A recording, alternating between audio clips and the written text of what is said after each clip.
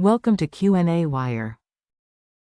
Okay, so this is one of those rare multiple choice problems, but let's just go ahead and start recording information. So we are told that the mass of one's head is some fraction of that person's body. So let's just go ahead and calculate that right off the bat. So the mass of your head is 9.4% the mass of your body. So if we take that being equal to 65 kilograms, then we get the mass of our head is 6.11 kilograms. The dancer begins at a velocity of 4 meters per second.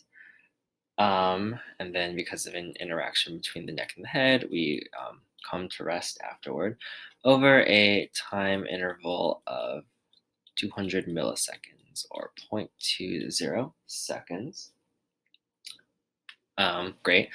And then before we move on, we should also draw a free body diagram. So we're modeling the body, kind of like a little block play set with your head being on top of the rest of your body. And in this interaction where we're coming to rest, let's draw a free body diagram off to the side here. Of course, there's always the omnipresent force of gravity, but again, we're slowing down. So there's a normal force that is greater than the force due to gravity. And actually, I will modify this in order to say that we're starting off at negative 4.0 meters per second because we just fell, we just jumped off of something, and then we're coming to a halt now. So in other words, the normal force is going to exceed the force due to gravity. So all told, the sum of the forces is equal to N minus mg. So in other words, the normal force is actually going to equal to the force that we're about to calculate plus the weight due to gravity. Okay, so let's move on with our kinematics. So F is going to be equal to the mass of the head multiplied by the acceleration that is experienced, so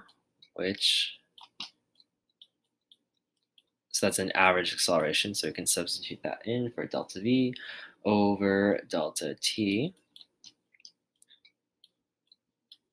in order to and then we know the velocity interval, so and we know that Vf is equal to 0, so I can substitute in a negative V naught over there, and then plug in some numbers. So we know that that's 611.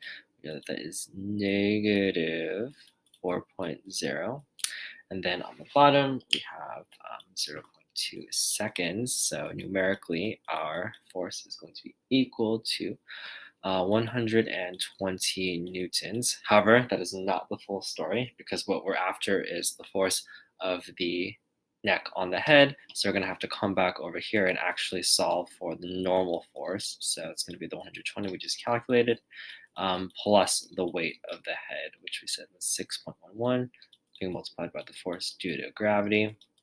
And then to two significant figures, that will give us 180 newtons, which is answer choice D. Whoa,